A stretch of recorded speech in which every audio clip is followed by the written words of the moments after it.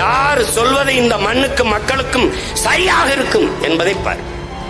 யார் கையிலே நாடு இருந்தால் நாடு மக்களும் நிம்மதியாக வாழ முடியும் என்பதை சிந்தித்து பார்.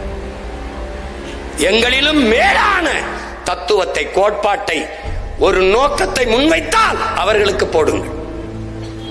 இல்லை, இந்த பிள்ளைகள் சொல்வது சரி என்றால் எங்களுக்கு வாக்கு செலுத்துங்கள். இந்த நிலத்திலே 26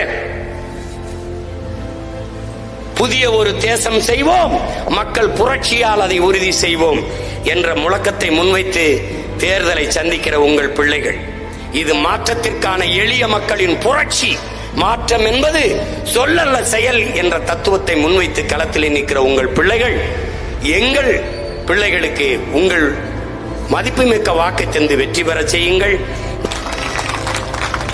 உங்களின் வாக்கு என்பது எதிர்கால நம் பிள்ளைகளின் வாழ்க்கையை தீர்மானிக்கிற ஒன்று என்பதை நீங்கள் முடிவு செய்ய வேண்டும்.